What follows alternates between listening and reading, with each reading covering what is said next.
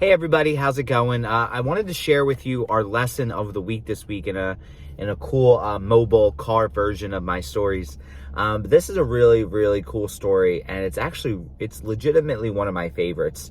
But there's a man who is given a tour of the best place on earth and the worst place on earth, and he's given that tour, and he gets to decide which one he gets to see first. Okay, so he goes to the worst place on earth, and what he sees when he gets there is pretty interesting. He looks around, he sees a huge banquet table, and on that banquet table he sees every kind of food and drink and delicacy that you could possibly imagine.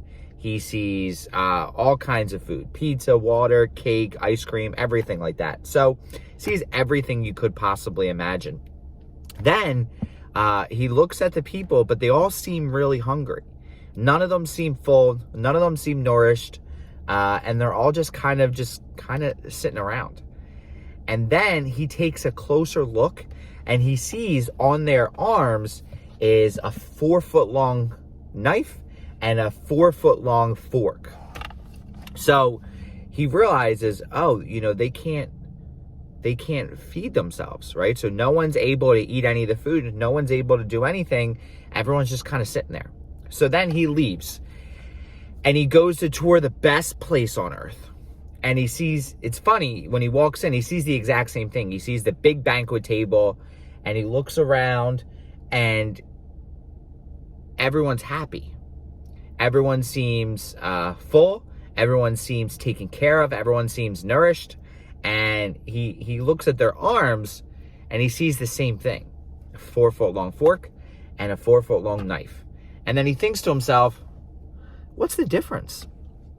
The difference is this: in the worst place on earth, everyone was trying to feed themselves. And you can't do that with a 4-foot long knife. You just physically can't get the food in your mouth.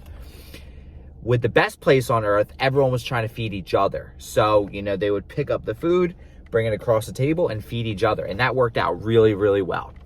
And how do you take this lesson into your own life? It's pretty simple. You think to yourself, okay, how can I serve my community? How can I be the best person I can be to help my community, help my family, and then help myself, right?